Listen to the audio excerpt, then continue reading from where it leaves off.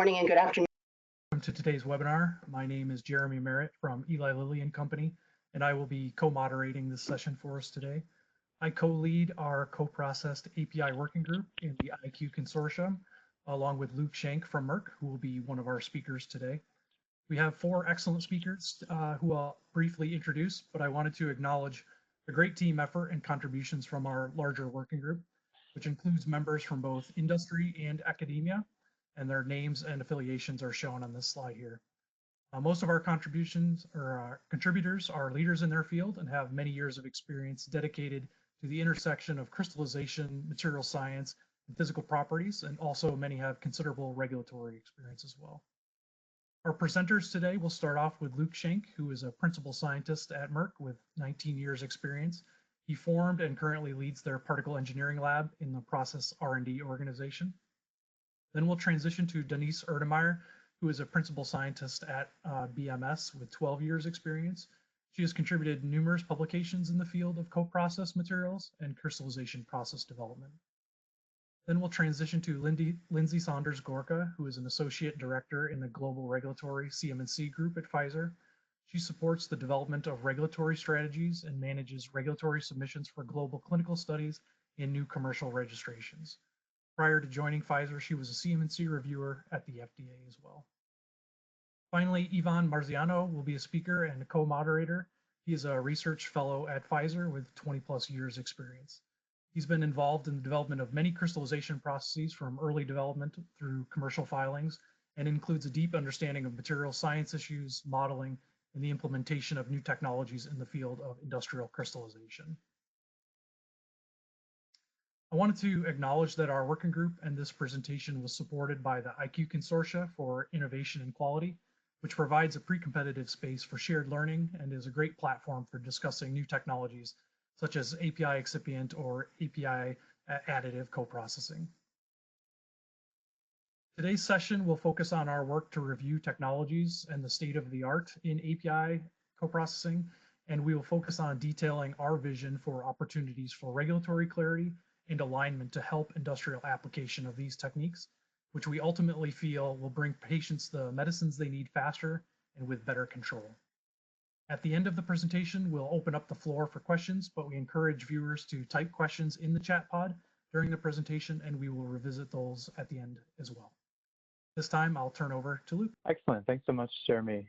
Again, thrilled to have everybody online with us today to share a review of a technology that we find really exciting with a lot of opportunities, as Jeremy talked about.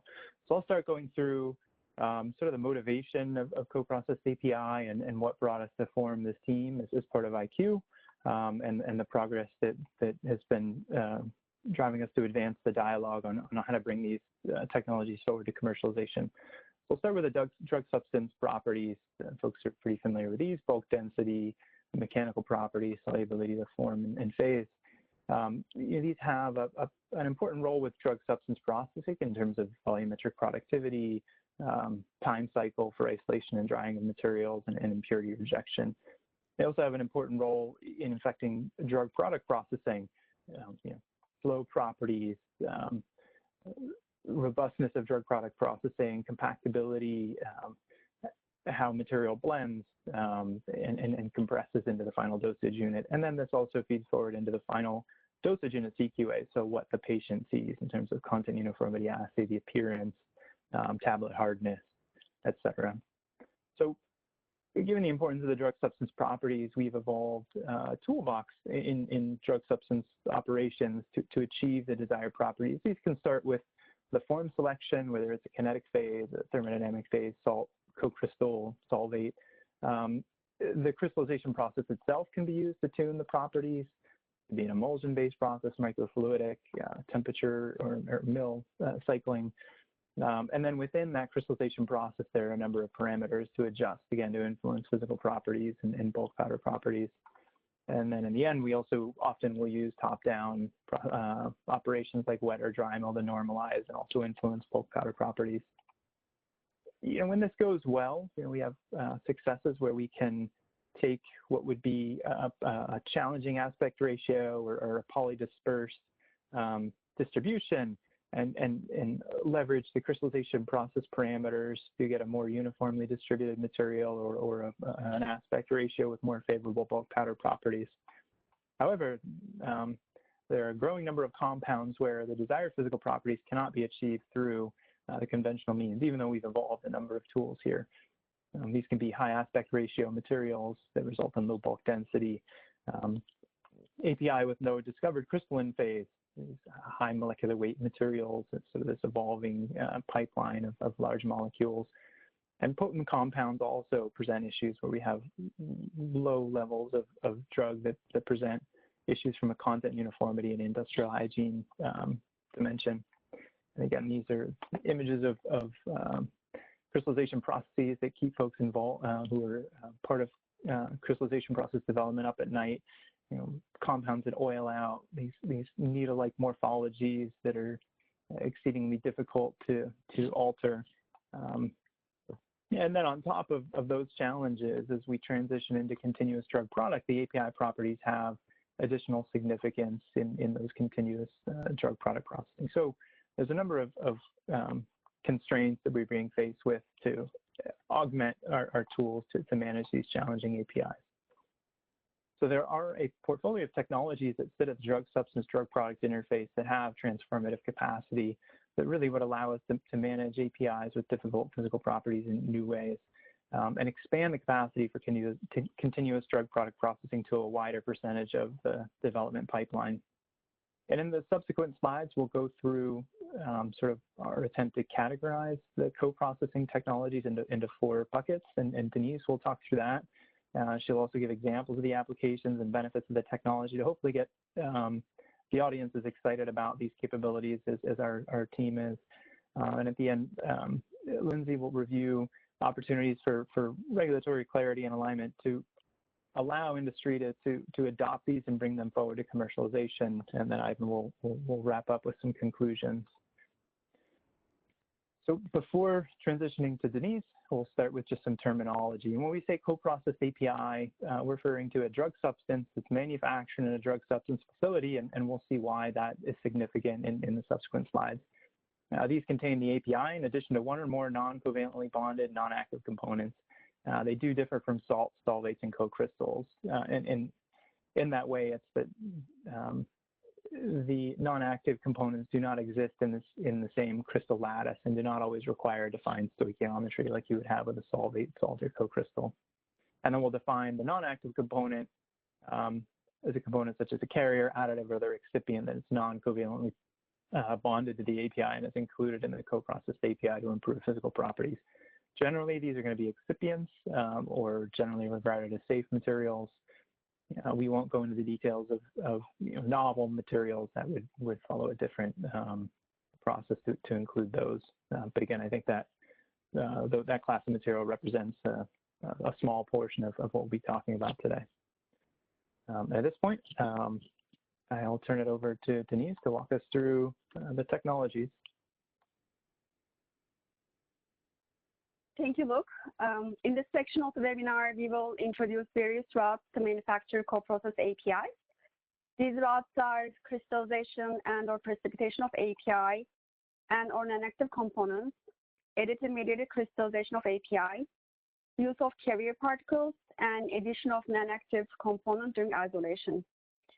Please note that this is not a comprehensive list, and there may be other possible routes to generate co-processed APIs. These routes in this initial list were chosen based on their feasibility of implementation in a drug substance manufacturing facility.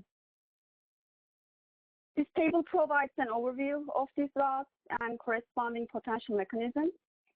In the first route, API is combined with non-active components in solvent-based processes by various mechanisms such as agglomeration, heteronucleation, surface coating, and dispersion of API in a polymer matrix.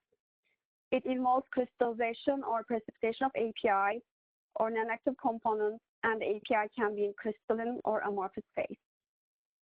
The second route, additive-mediated crystallization, is also a solvent-based process and involves crystallization of API, but in this case, the non-active component is added at low levels during crystallization, and it may or may not be present in the isolated solid. The additives control the crystal morphology or particle size by absorption of additives on crystal faces or by modifying nucleation kinetics. In the route of carrier particles, API is absorbed on the surface or embedded or confined within the carrier particles. The API can remain in crystalline, amorphous, gel, oil, or liquid state within the carrier. In the last category, non-active components are added during API isolation, typically by coating the surface of API particles in a dry state.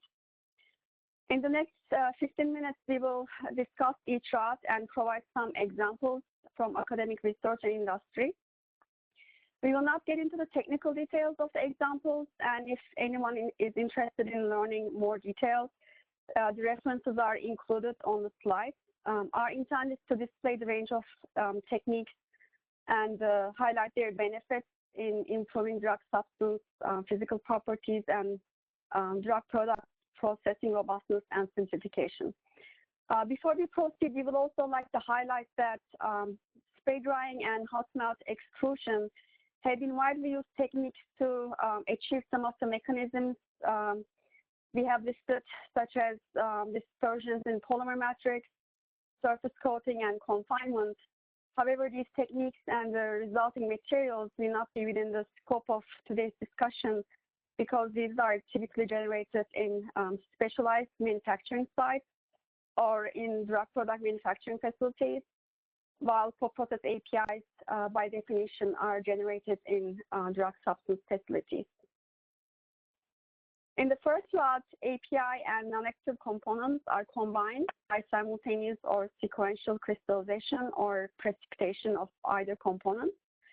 This route can enhance flow and compactability by modifying the particle shape, size, and surface properties. This approach can also provide advantages for potent compounds because dilution of API with excipients could reduce the risk of exposure and provide a better contact uniformity in drug products. In addition, when continuous direct compression routes are pursued for low drug load compounds, they generally require a pre-blending to manage feed rates and achieve target uniformity. And doing this in batch mode would reduce the benefits of continuous manufacturing. Combining API and excipient in a drug substance facility can avoid this pre-blending step. There's considerable amount of academic research and industrial examples in this route, and we listed here the commonly used excipients in those studies. And in the next couple of slides, we will briefly present some of the techniques used to execute this route. This study involves precipitation of polymer by anti-solvent addition. As the precipitated polymer coats the suspended crystalline API particles, they cluster together to form agglomerates. The size and density of agglomerates were controlled by simultaneous wet milling of the slurry during precipitation, and it resulted in nearly spherical agglomerates with excellent flow properties. These coprocessed APIs successfully enabled the direct compression process with high drug loading of 50%. In this example, the drug and the polymer were dissolved in organic solvents, and anti-solvent was added in the solution in a high shear environment. And this resulted in rapid precipitation of amorphous drug dispersed in the polymeric matrix. The co-precipitated material was isolated by filtration followed by drying. This co-precipitated powder displayed comparable or superior tabletability and flow properties compared to those generated by spray drying, and it was proposed that the co-precipitated materials may be better suited for high drug load formulations and for continuous direct compression. There have been also reports of using microfluidics to generate monodispersed drug excipient spherical microparticles. In this method, drug and excipient loaded droplets are generated using a microfluidic T-junction. When the droplets emerge from the tube into the collection vessel, they undergo shrinkage, and supersaturation of the solid within the droplet leads to particle formation. This method has the potential to be applied in continuous manufacturing for production of monodispersed spherical particles with excellent contact uniformity when coupled with microfluidic droplet generators that operate at high volumetric throughputs. Templated heteronucleation is another approach for combining API and non-active components. In this example, the excipient heterosurface makes nucleation energetically favorable, resulting in API to crystallize directly on the surface of the excipient in a continuous crystallizer. The product was subsequently dried and directly compressed into tablets in a fully continuous fashion, eliminating many typical steps in drug product manufacturing, such as milling, granulation, and blending. In the second round, additive mediated crystallization, low levels of pharmaceutically acceptable additives are incorporated during crystallization. These additives can modify the crystal morphology, as a result, improve the powder properties by selectively absorbing on crystal faces and modifying the relative growth rate. Additives can also inhibit crystal growth and suppress aggregation to generate micrometer-sized particles. This offers an advantage over dry milling because dry milling can generate disordered crystals or amorphous material that can result in physical or chemical instability. Some examples of additives commonly used for this route are listed here, which mainly consist of polymers and surfactants. In this example, paracetamol was crystallized by anti-solvent crystallization in presence of small concentrations of additives. This resulted in different morphologies and particle sizes compared to API crystallized in the absence of additives. Such difference in crystal habits was explained by absorption ability of each specific additive on the major crystal surface. The change in crystal habits influenced the compaction behavior, as the paracetamol crystallized in the presence of additives showed better compactability. In another example, anti-solvent crystallization in the presence of surfactants and polymeric additives was investigated to obtain micrometer-sized API for use in inhaled drug delivery. By adding PVP into the API solution, the habit of API was modified from a needle-like shape to a block-like shape, and the crystal size was reduced to less than 10 microns.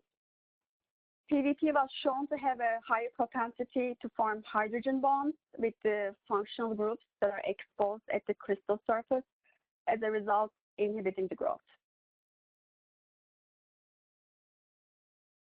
The third route involves absorption or confinement of API within carrier materials.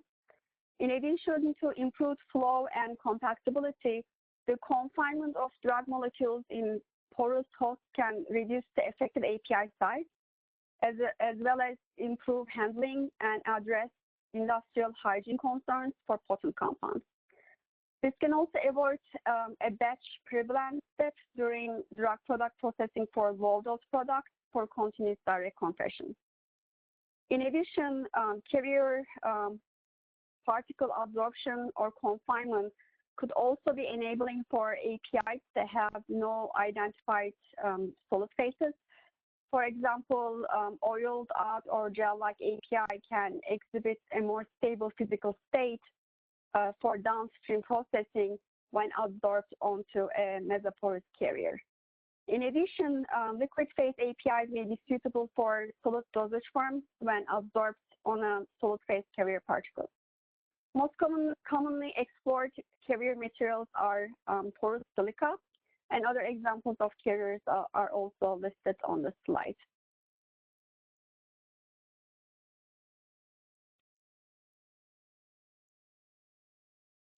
The most common method to utilize carrier particles involves immersing the porous excipient particles in a drug solution and continuously stirring the suspension for the liquid to be absorbed.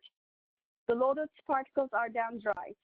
In this example, loading 4 model APIs into a grade of mesoporous silica called aeropearl was shown to be effective in generating good flowing powders.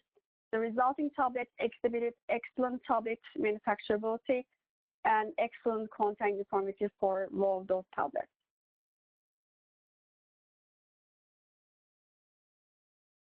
In this study, biocompatible hydrogels were investigated as potential vehicles for crystallizing and encapsulating large amounts of APIs. For hydrophilic API, alginate hydrogels were used to promote nucleation from solution and encapsulate API. For hydrophobic API, emulsion droplets with dissolved API were encapsulated inside the hydrogel matrix, and these emulsion-laden hydrogels were used for efficient API loading up to 80 weight %. It was concluded that these hydrogels can be used as final drug formulation in continuous manufacturing due to their ability to activate nucleation and carry APIs with diverse chemical nature. In the fourth draft that we'll cover, non-active component is added during isolation or milling steps. The most common method is to coat API particles with micronized or micron non-active components to modify surface charge or to reduce cohesive forces. Dry powder coating can be achieved through high energy mixing like jet milling, commiling, or resonance acoustic mixing. As an added benefit, addition of excipients to these dry powder processing steps can reduce risk of amorphous formation by mechanical activation. Since these processes do not involve solvents, they could be carried out during drug product manufacturing. However, the integration with common drug substance unit operations, such as commiling during discharge from a dryer or drying with certain types of dryers, could be beneficial because it would overcome the challenge of handling an API with suboptimal physical properties and also avoid the need for a batch pre-blend during continuous drug product manufacturing. Some of the examples of non-active components used for surface coating are listed on the slide.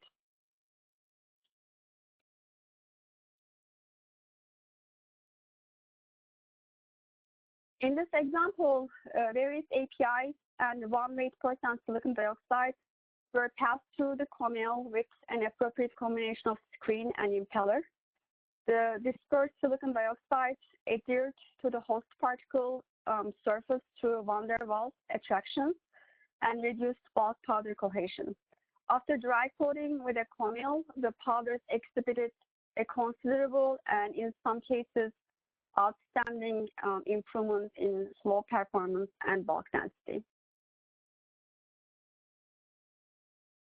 Atomic layer deposition is another non-solvent-based approach, and it provides well-controlled deposition of ultra-thin coating of metal oxide moieties on API particles.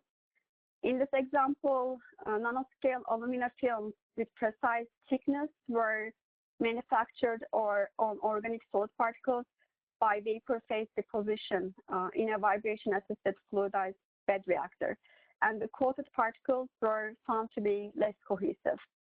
Fluidized bed unit operations are suitable for large-scale industrial manufacturing, so this technique has potential to be implemented as part of the drug substance isolation step during drying. The final example is a solvent-based process where micron-sized crystals were generated in a high-shear mixer. Typically, such small-sized crystals are challenging to filter and preserve the physical properties when they're dry, and they also display poor flow properties. By adding excipients to the slurry prior to isolation and isolating the slurry through the thin film evaporator, micron-sized crystals were uniformly distributed within excipients, and these multi-particulate displays better flow properties.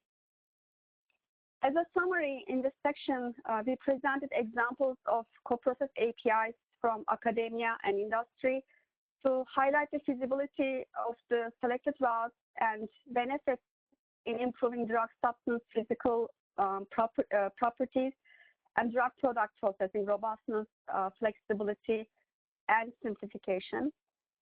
Commercial application of these approaches requires regulatory clarity and alignment on the classification and expectations from coprocessed APIs, and this topic will be discussed in the next section by Lindsay. Thank you, Denise. The IQ Working Group's proposed regulatory classification for coprocessed APIs is shown here. We propose that a coprocessed API be defined as a drug substance and follow API GMPs and the principles in ICH Q7. The rationale for this proposal stems from our definition of a coprocessed API, which stipulates that it be manufactured at a drug substance manufacturing site, and the routes that we've included in scope of this definition. The routes included in scope primarily use drug substance unit operations, and many of them can be done in the flow of the drug substance synthesis, such that the API, prior to the introduction of non-active components, does not need to be isolated. This has the potential to streamline the drug substance process to form the coprocessed API, in addition to streamlining the drug product process by starting with an API of optimal physical properties. I'll explain more about the rationale for our proposal shortly, but first I want to highlight two key points which help to justify why we think our proposal is acceptable within the current regulatory framework. Current regulations do allow for the inclusion of non-active components in a drug substance for reasons such as stability or safety. And the improvement of stability is relevant for a coprocessed API, where non-active components may improve physical stability and in some cases may also stabilize a particular polymorph of the API. Additionally, there already are some limited examples where regulators have accepted the inclusion of non-active components in a commercial drug substance for reasons related to improving physical stability or physical properties. So what we're proposing is precedented, but we think that further engagement with regulators is needed to ensure alignment on our proposal. I'll now explain more rationale for why we propose to define the coprocessed API as a drug substance that follows API GMPs, as opposed to a drug product intermediate that follows drug product GMPs. And our rationale can be divided into three different categories: manufacturing site capabilities, manufacturing process efficiency, and expiry dating strategy. The first category, manufacturing site capabilities, is the primary driver for our proposed classification. As previously mentioned, the routes included in scope of the coprocessed API definition primarily use drug substance unit operations, and many of them require organic solvents, proper emissions handling, and the ability to operate in an inert atmosphere, and equipment common for drug substance unit operations, such as crystallization and milling. In general, most drug product GMP facilities are not equipped for these processes due to lack of proper equipment or lack of proper safety controls to handle organic solvents, whereas most drug substance facilities are properly equipped for these processes. So the classification of a coprocessed API as a drug substance would enable the pharmaceutical industry to carry out these processes at drug substance sites that are properly equipped for these processes. The second category is manufacturing process efficiency. So the first bullet point here relates to improving the robustness and simplification of the drug product process by starting with an API of optimal physical properties. This is really the goal of using a coprocessed API, as Luke and Denise previously explained, and it can help avoid the need for a pre-blend step or other manipulation, which has particular benefits in the cases of continuous drug product processes. The second bullet point relates to improving the streamlining and efficiency of the drug substance process. By forming the coprocessed API as part of the drug substance process, it could help to avoid the need to isolate the API prior to the addition of non-active components, and also avoid the need to package and transport it to the drug product site. And this could be very beneficial when that has poor physical properties, and it may lead to improved yields of the drug substance. The third point is related to the drug substance process as well. And by defining the coprocessed API as a drug substance, there's the potential to support a reprocess or rework procedure in line with API GMPs, as opposed to a typical expectation that drug product intermediates that do not conform must be rejected. So this could potentially improve the efficiency of the drug substance process as well. The third category for our rationale relates to expiry dating strategy. Our proposed expiry dating strategy for a coprocessed API is shown here on the top of the slide. We propose that the coprocessed API be manufactured at a drug substance site and released as the drug substance. Primary stability studies would be conducted on the coprocessed API to support a scientifically justified retest period.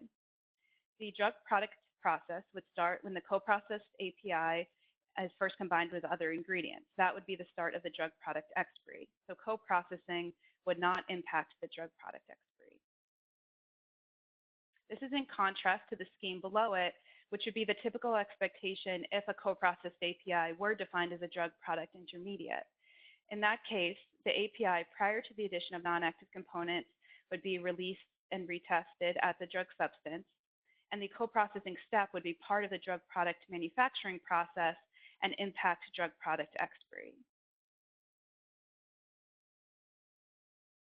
The primary stability studies being conducted on the coprocessed API, again, support a scientifically justified retest period on the coprocessed API that ensures quality during its use.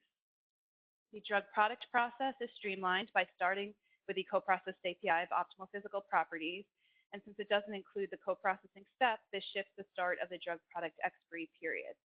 Taken together, this strategy ensures product quality while making the most efficient use of supplies, both for drug substance and drug product. Some general quality and control strategy considerations for coprocessed APIs are shown here. The coprocessed API must be well characterized with reproducible quality and homogeneous batches. During development, risk assessments and formulation development studies would be conducted to understand the drug substance CQAs and understand the impact of coprocessing on both quality and stability.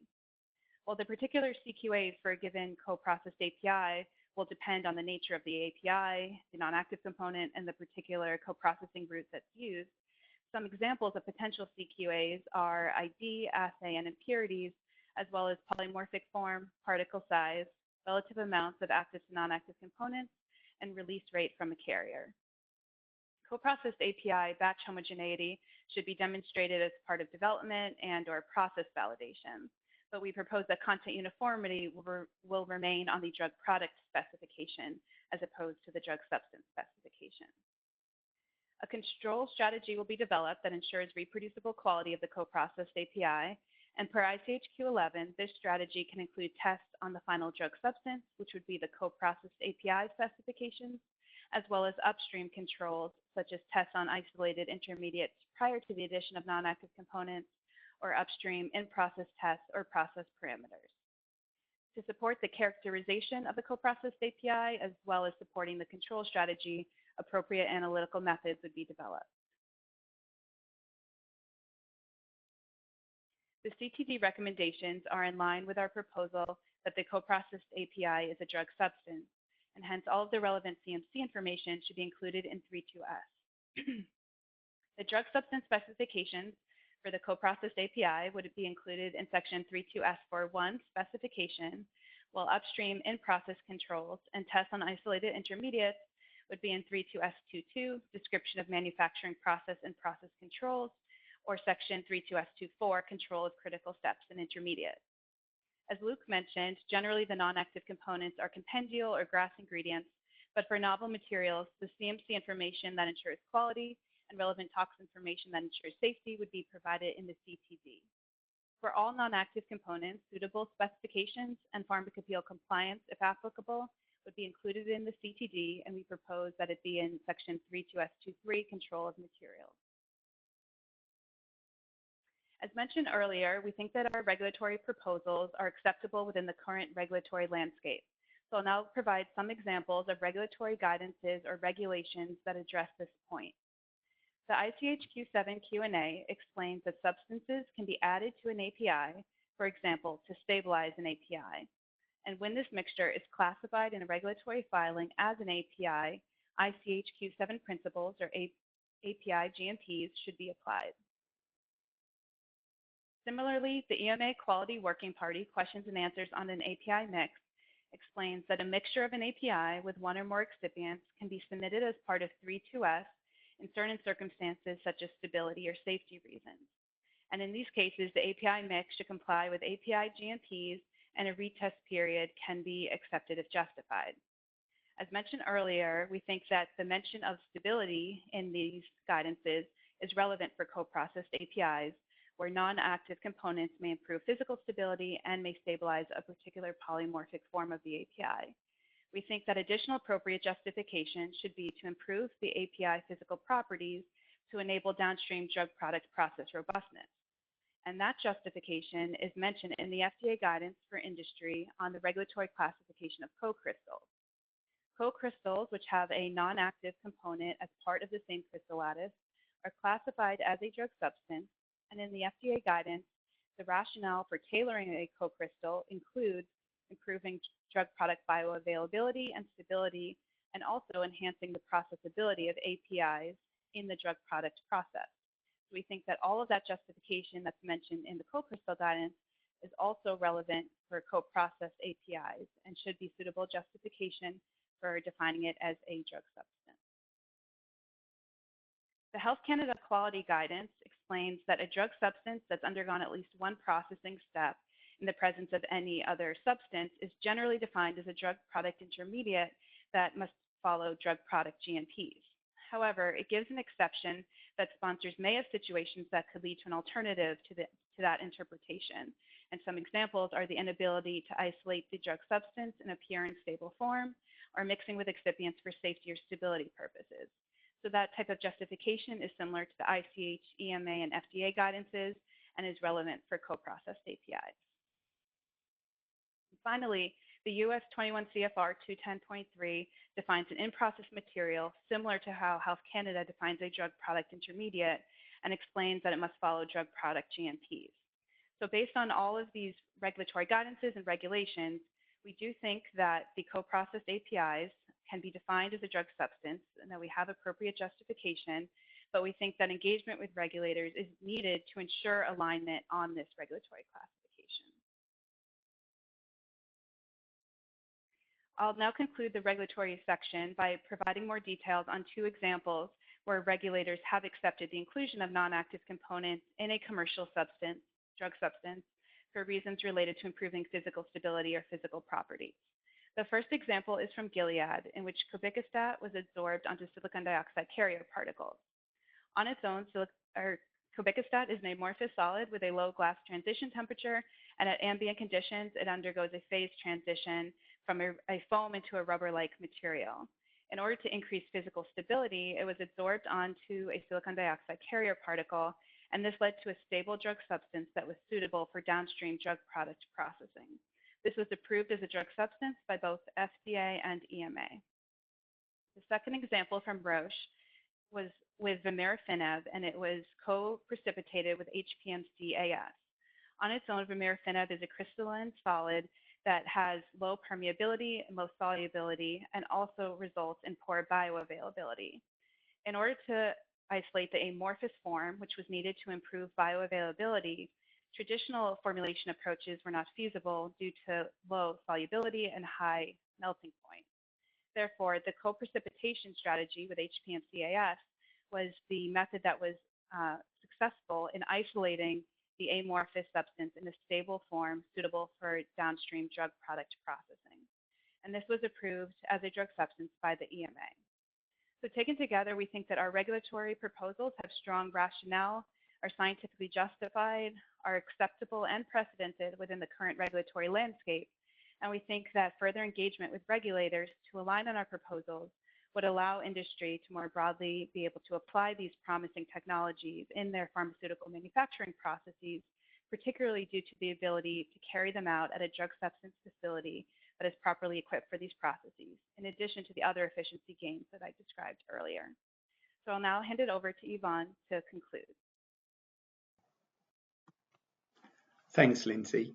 To summarize, we believe that there is a portfolio of truly enabling technologies sitting at the drug substance drug product interface that have the potential to transform the way we manufacture medicines, particularly when it comes to APIs that have difficult physical properties or stability issues. While at the same time, these technologies can expand our capability to manufacture drug product in a continuous fashion.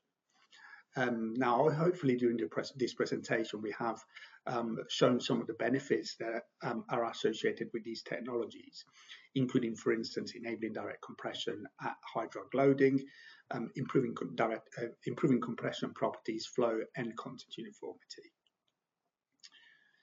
In addition, we believe that these co-processed APIs should be designated as a drug substance for a number of reasons, including, for instance, the fact that drug substance manufacturing sites typically have both the appropriate equipment and safety rating to carry out these kind of operations.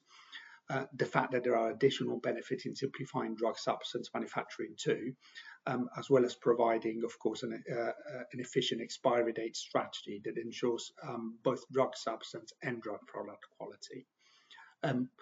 While we aim to engage regulators, particularly on our proposal to designate co-processed API as drug substance, we also realize that we will need to discuss with regulators specific aspects, such as specification and control strategy on a case-by-case basis.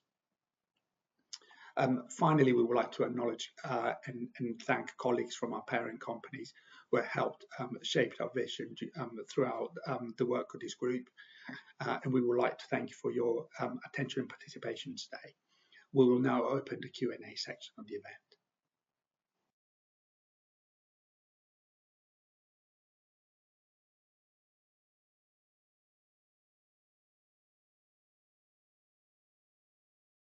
Thank you very much. Let's go ahead and open up the Q&A session. Okay, thank you, Malia. I would like to mention at this point that this group has compiled a manuscript that was recently published into Molecular Pharmaceutics, and we are going to circulate the link to the manuscript at the end. So we've had several questions coming in from the audience, so we're going to start to go through those. I think the first question that we got was around what stage of development we anticipate using co-processed APIs, for instance, first in human, phase 1, phase 2, etc. So maybe I was wondering if Luke could take this question, please. I think. Thanks, Yvonne. So hopefully Denise showed, sorry, just got to know, can folks hear me okay? Yeah. Great, thank you. So hopefully Denise showed the diversity of technologies and the capabilities at the drug substance interface, and folks are as compelled as we are on the team about the opportunities here. So I think, you know, in addition to the diversity of technologies, there really is a lot of flexibility for where to use these at various stages of development. For example, if it's known at the discovery stage that the API has challenging properties, you know, low TG, difficulty isolating a solid crystalline phase, then co-processing might be done for first in humans. So that could be a case where we're able to bring forward a compound that looks good from a target engagement standpoint, but it might have otherwise been rejected just because of the challenging phase. So if we advance to slide 27,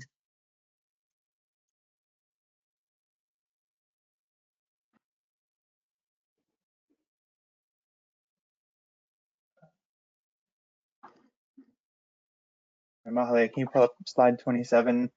That would be an example of a technology where, again, if we had an API that didn't have a developable phase, there's a technology that would allow us to bring that forward in an early study, for example, a first-in-human study. I think there's also a number of these technologies where the liabilities with the APIs, the challenges during drug product processing might become more apparent later on in development. And that may be a case, for example, the route that was showed on slide 19.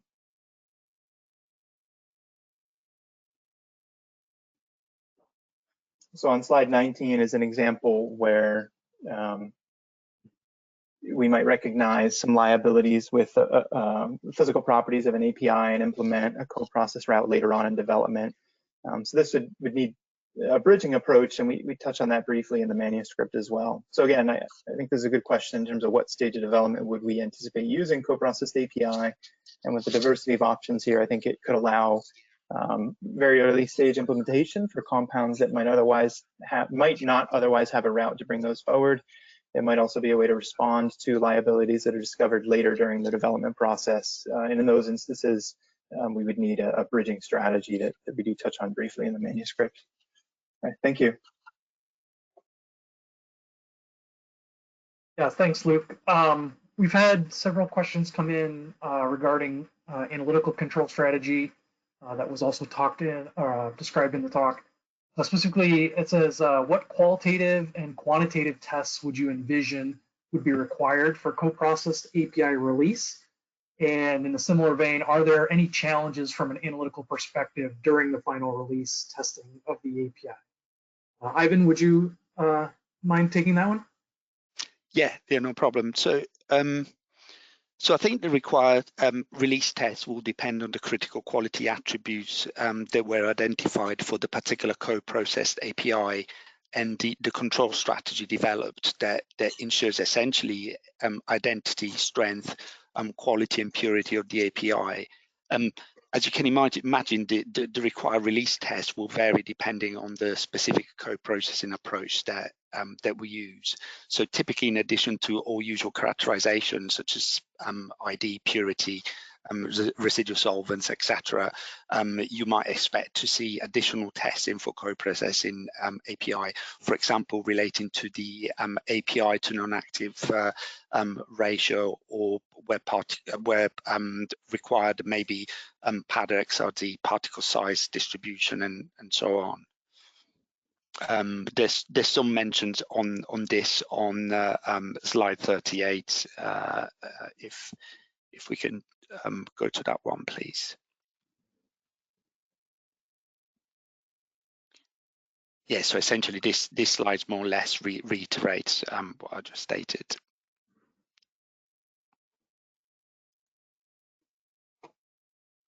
I think there was a follow-up around the kind of the qualitative and the kind of the stressing that the analytical test that we see for these compounds. So I think we need to consider both analytical angles and specification. I think from an analytical perspective, we are proposing to use well-established techniques. From a specification perspective, I think where there are unusual attributes specified, I think we will need to engage with regulatory authorities to discuss the appropriate specification and testing methods where these are not discussed in the current guidance, really. Yeah, I think this was specifically a question around any specific challenges from an analytical perspective, which is kind of a continuation of the previous question. We've also had a question around whether co-processed APIs will be considered a new API. I wonder if Lindsay, maybe you could take this one, please. Sure. Can you hear me okay? Yeah. Okay, great. Yeah, so the question is whether or not a co-processed API would be considered a new API. And the answer to that is that we propose that it not be regarded as a new API, but alternatively have a classification similar to a polymorph of an API. So that proposal is in line with the co-crystal guidance from the FDA, where it explains that a co-crystal is regarded, or it has a regulatory classification as a polymorph of an API, and if it's a salt, it's considered a polymorph of that salt. So we propose that even though there are some differences between co-processed APIs and co-crystals, as Luke talked about on slide 15, if you want to pull that up, where co-processed APIs are different in that the non-active components are not in the same crystal lattice and do not always require a defined ratio. But we think that the regulatory classification should be the same, where they're both considered polymorphs, because in both cases, the non-active component is not changing the chemical identity of the drug substance or the API, but rather it's changing the solid state properties. And therefore, it would meet the definition of sameness in the FDA ANDA regulations and guidance documents. So we think that that's same kind of logic applies for co-processed APIs as it does for co-crystals.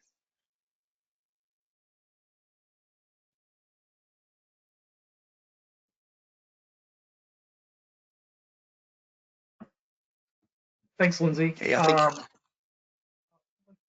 There's another question that came in. Thank you to all the participants in the registration. We also had a link that you could submit your questions. This was a question that came in before the webinar. It asks, how far could API manufacturer go to still be called a drug substance before a final formulation?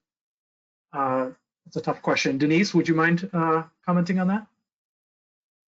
Sure. Can you hear me? Yes. Yes, great. Okay. Yeah, thank you for the question. Regarding how far the API manufacturer could go to generate co-processed APIs, if you can go to slide 33, actually, it would help to visualize.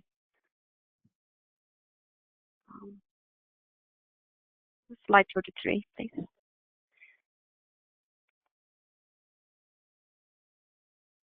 Okay, so I think there's some delay, but so there are cases where co-processed APIs can be generated in the flow of the existing drug substance manufacturing. So the co-processing will not require edit unit operations. And in other cases, API prior to the addition of the non-active component may need to be isolated, and then additional co-processing steps are applied. So if these additional steps do not require any specialized equipment or unit operations that typically belong to a drug product manufacturing site or dedicated facilities. In other words, if they can be executed by using drug substance equipment and unit operations, we propose that these steps continue to take place in the drug substance facility. Regarding the final formulation, there are examples in the literature where the co-processed API could be directly compressed in the tablets after being blended with additional excipients, and in other cases, co-processed APIs could go through further unit operations during drug product manufacturing. So the extent of manufacturing steps to generate co-processed APIs and their downstream drug product processing routes would vary from case to case, and each case will need some specific discussions. But in general, we propose to designate the co-processed APIs as drug substances, given that they are generated in drug substance facilities with good batch homogeneity, reproducibility, and appropriate control strategies, and if they improve the drug substance physical properties. So the critical step now is having a regulatory clarity and alignment on whether we can commercialize co-processed APIs as drug substances. Okay, thanks for that, Denise. So we've had a question. Well, we had a more than one question along that they really aim to clarify what processes are usually included and excluded from co-processed APIs. And in particular, there's been a couple of people that have asked whether spray dry dispersants are in scope for this one. So I wonder, maybe Jeremy, could you take this one, please? Yeah, sure. Good question. I know we've kind of hit on this topic a couple times in the presentation, but as you can see from the examples that have been presented, the co-processing equipment sets really range from the familiar batch crystallization, filtration, drying equipment sets to some of the more specialized white film apparatus that Merck has demonstrated. one of the things we were very intentional in our definition was focusing on the techniques feasible to manufacture in a drug substance manufacturing facility. Again, mainly due to the ability to handle solvents, which are typically needed.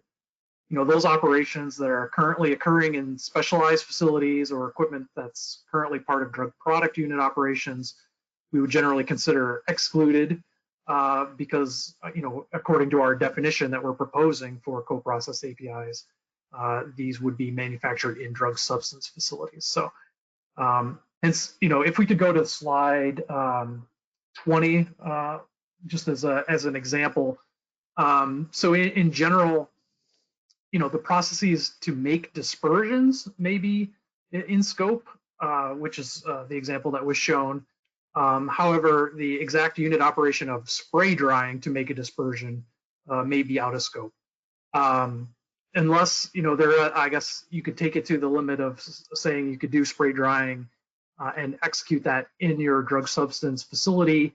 I think, our stance on, where that lands is a little bit gray, but, we would really want to focus on, what is the, control strategy on the phase, chemical purity, and the physical properties on where that would land in terms of being a co-processed API, or that would be a drug product unit operation.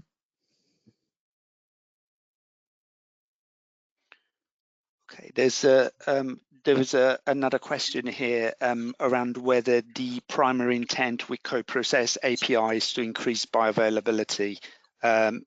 Denise, maybe could you address that? Sure.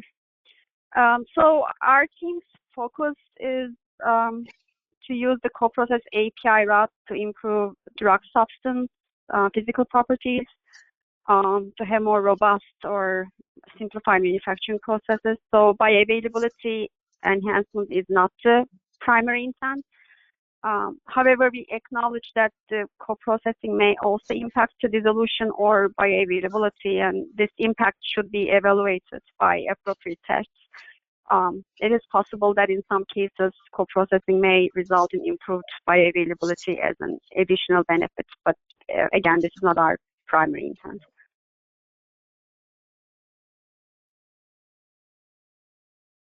Okay. Thanks, Denise. We've had several questions around what the next steps are in terms of engaging the regulators. So I was wondering whether maybe Luke can take that, please. Yes, thanks, Yvonne. We've had some initial discussions, and have been met with really good reception with some folks from the FDA. We had asked when we started the IQ, should we start with sort of a panel discussion to talk about this, or start with a perspective paper from the IQ? So that was the step that was recommended by the regulators we were talking to at the time, to get the perspective paper out, highlight that this truly is the voice of the industry and some key academics. And I think the perspective paper outlines that. Really found a lot of folks who are passionate about the interface between drug substance and drug product. I think our team put together a list of really promising technologies, and I think that next step really is that regulatory engagement to discuss this more. So we've been considering how to go about that. IQ has a subgroup that's meant to cover regulatory aspects, so we're hoping to engage with them and then talk through, is the best route the emerging technology, where, perhaps that's not best suited for a multi-company consortium to come in and have a dialogue? Would it be more a lunch and learn informational session? Obviously, the COVID-19 situation makes that a little bit more challenging than it might otherwise be. That forum might not also have sort of deliverables with, decisions being made for next steps. And then I think maybe the third one is just through the OPQ inquiries route. But if there's some folks online who do have ideas for what the next step might be for that regulatory engagement, that would be fantastic. But that's definitely the next step here after we socialize the ideas here and hopefully get folks excited about the opportunities at the interface and the opportunities that co-processed API present.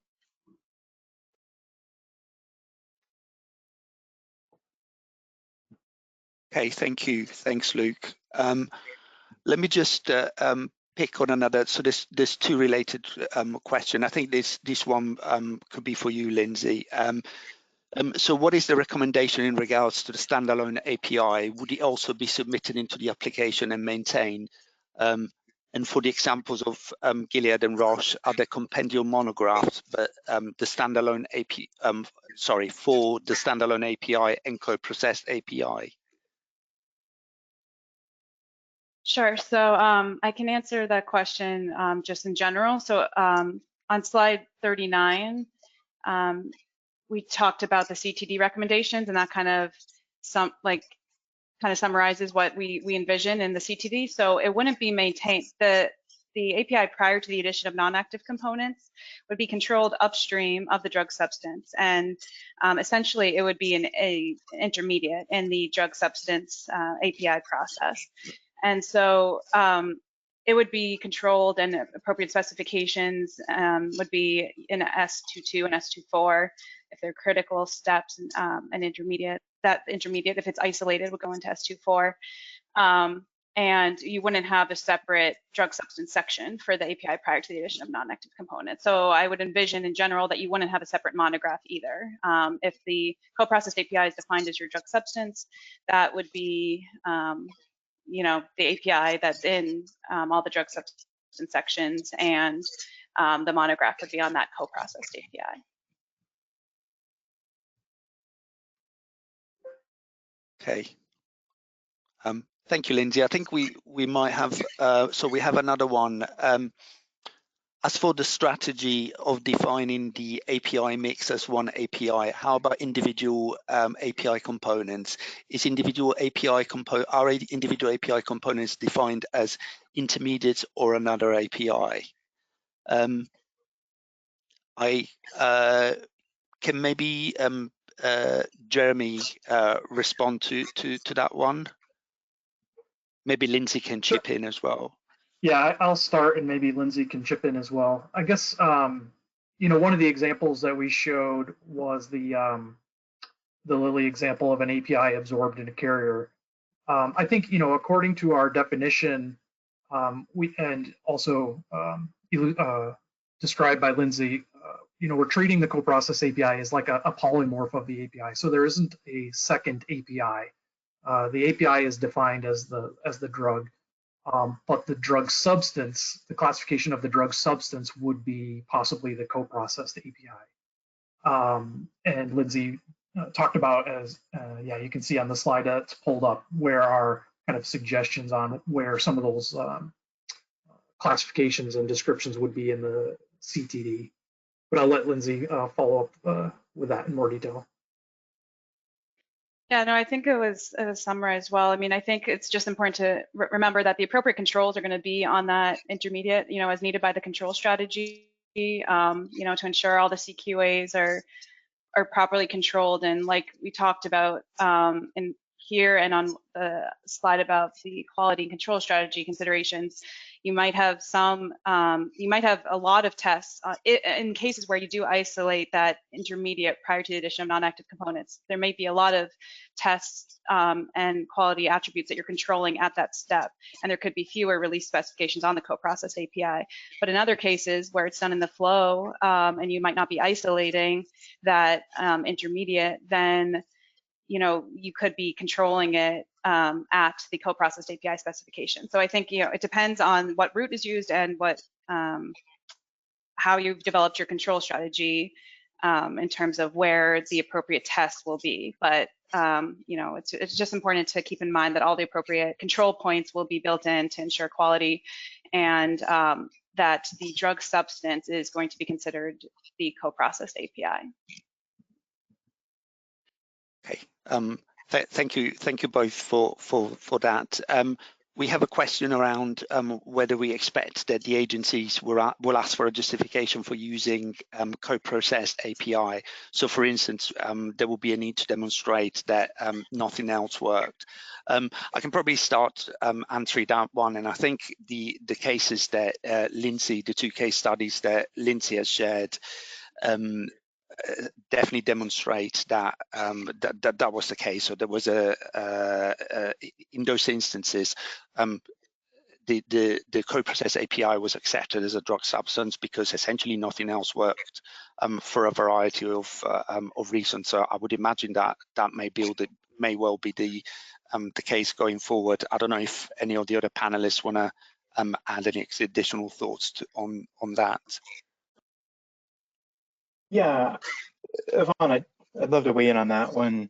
I thought it was a great question, and I think that's a really insightful point where the two examples that are outlined there, that was on slide 45, if we could jump there. So the two examples on slide 45 really were sort of a last-ditch effort to bring forward an option to commercialize meaningful and efficacious compounds. And I think as a working group, what I hope to do is demonstrate that there are a lot of opportunities at the drug substance drug product interface. There are technologies that we would really like to bring forward because of the tremendous potential that they pose in terms of simplifying drug product operations, reducing costs, improving control, allowing us to work with very challenging compounds. And we would like to be able to bring those forward when it's not the last option we have to bring them forward. And I think, previously, as the examples on slide 45 showed, I think the only times the industry has sort of been willing to bring these forward and take on the risk of that, some of those regulatory unknowns with how will these materials be received, how do we make these in existing processing trains with routes that we know challenge convention, has been sort of the nothing else works. So, and again, hopefully we'll see that change as we continue the dialogue on these materials.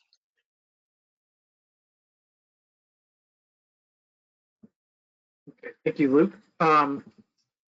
Thank you all to the participants. We've got a lot of questions, so we're streaming through these pretty quick to try and collate them.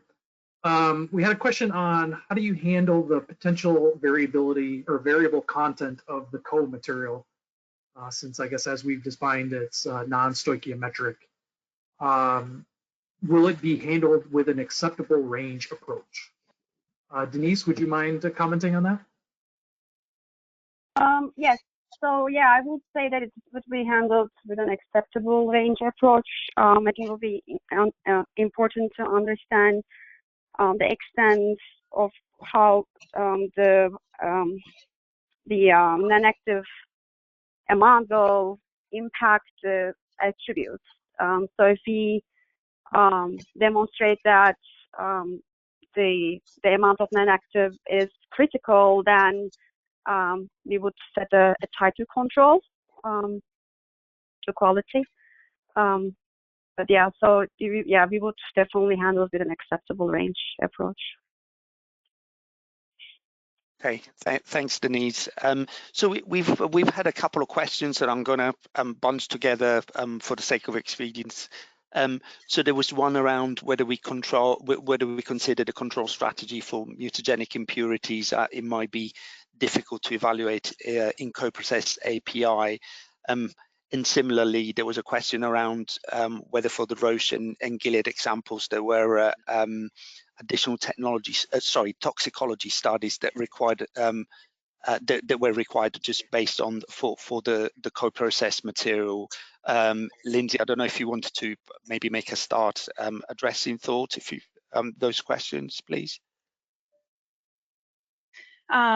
So I think we would propose to follow the same, ICH guidelines as in general. So we would follow M7 and for mutagenic impurities, and I don't think we'd have a different approach. I think I guess I'm not sure for the two examples that we presented. It doesn't go into that level of detail in the public assessment reports about what mutagenic impurities they have. So I can't really comment on that, but I guess I would say that we would follow the same expected approach as usual. I don't know if anyone else wants to add to that.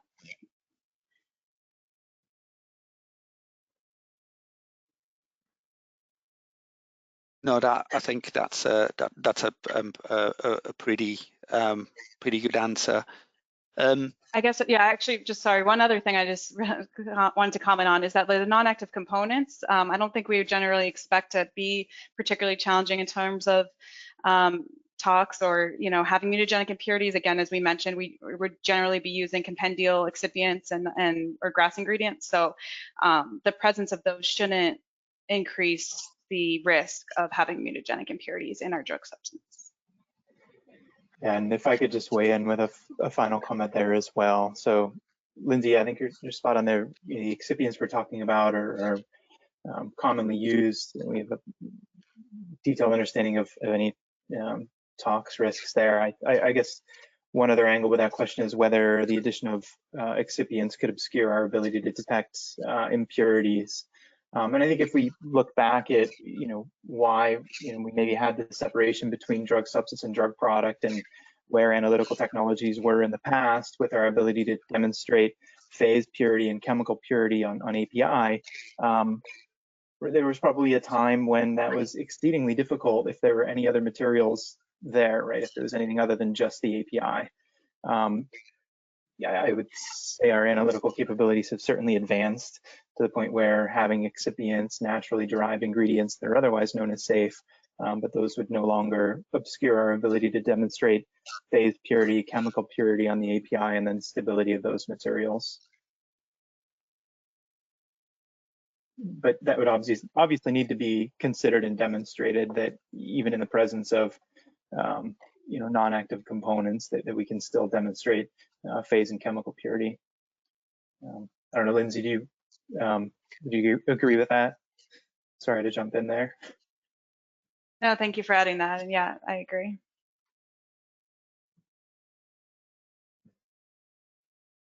So we have another question that's come through around whether using a carrier is where the active substance will essentially be on the surface or inside outside the carrier, and whether that affects the release of the API. And we were asked what is our suggestion to control that. Either perhaps Jeremy or Luke can have a go at that one. Sure, I can start, and Luke, you can definitely add on. I mean, that question is starting to get a little deep into, a project or asset-specific question. I think, ultimately, as we've talked about, it comes down to control strategy and thinking about, what are, probably focusing on your, biorelevant specifications and control of stability, things like that. I think if that is set up appropriately, then I think you would be covered on, understanding whether the carrier approach would be acceptable or not. Okay, thank you for that, Jeremy. Would any of the other panelists add to Jeremy's reply? Okay, we have another question. Otherwise, I'll just propose that we move on in the interest of time. Could you provide more clarification on how to differentiate co-processed API from drug product intermediate? If I develop a formulation in which API is encapsulated in a polymer matrix for control release, will it be claimed as co-processed API? I think maybe Luke could start on that one, please, if that's okay. Yeah, I think that's a great question. Again, I think in the manuscript we try to outline, considerations for what sort of puts us firmly in that drug substance space when we're using equipment that exists in conventional drug substance operations. We're using solvent-based processes that would be difficult to implement in a drug product environment. So I think, I can envision scenarios where we can design those types of polymer-coated API to alter release profiles through those routes. I can also envision scenarios where we're greatly influencing or improving bulk powder properties through that approach as well. I can think of, trying to have a bioerodible tablet where controlling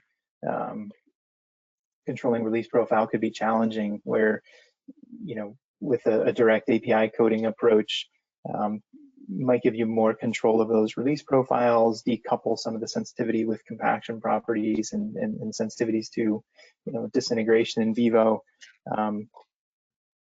So yeah, I could see situations where, again, we can demonstrate control and understanding and implement solvent-based processes as part of typical drug substance operations, delivering new dimensions in controlled release that would have been difficult to achieve otherwise. So hopefully that was helpful. Thanks, Luke. Yeah, we had a pretty specific question. What is the most used non-active ingredient for low TG drug substance? Denise, would you mind tackling that one? Yeah, sure. So I'm not sure about mostly used, but the one type that I can think of is carriers. This was actually the case for one of our commercial examples, the Coprocessed. So it could be only isolated as an amorphous and hygroscopic solid with the low TG. And so they were able to overcome that challenge by absorbing the API onto silica carriers. So I would say it's not the mostly used, but I think it's one of the options would be using carriers. Okay, thanks, Denise. We've had a question around whether we will consider incorporating multiple APIs in one particle. I think that's an excellent question. I don't think if you go back to the premise that Luke made in terms of the benefits that this technology bring about, particularly when you're dealing with APIs that have poor physical properties. If you begin to deal with systems that contain more than one API, I would naturally think that the difficulties could be multiplied. I think that obviously, given the right control strategy and the appropriate quality attributes, I don't think that there will be any preclusion to use more than one API in one particle. But I just wanted to extend the question to the rest of the panel to see how you feel about it. Yvonne, I think that's a great point, just with the additional complexity of having multiple components present, and assuming that could be addressed in the design. I could see situations where that might be considered a co-processed API. I can also envision scenarios where, we would have solvent-based processes to give us particle level uniformity that would be exceedingly difficult to achieve otherwise through conventional dry powder processing or Wurster coating operations, where perhaps you really need release of one of those components before the other, and doing that in a conventional tablet formulation or bilayer tablet would be difficult. So again, I think as we open up potential at this drug substance drug product interface to use solvent-based processing and technologies that exist as part of our existing drug substance operations, it would be fantastic, to be able to explore opportunities like that more. Thanks, and I just want to add from a regulatory perspective. So if there's multiple APIs, then it would be considered a combination, fixed dose combination, as opposed to a single, or as opposed to a polymorph of the API. That would be in line with the co-crystal guidance as well. Thanks, Lindsay. I think we're very close to running out of time. I don't know that we managed to answer all the questions, but I would say we had a very valiant attempt at answering as many as we could. But I'll pass on to Jeremy shortly, but certainly my personal thank you for your attention and your questions today. Again, the manuscript link will be circulated at the end, and that provides a very comprehensive overview of both the technologies that we've included in this umbrella and the regulatory approaches that we are proposing to discuss. But also obviously I'd like to thank the rest of the IQ team for the work across. I think it's well over a year now. It's been a pleasure working with you all, and I look forward to continuing to work with you more. But obviously, as Jeremy said at the beginning, the actual team is much wider than just the 5 of us whose voice you've heard today. I'll hand over to Jeremy maybe for any additional closing comments, please.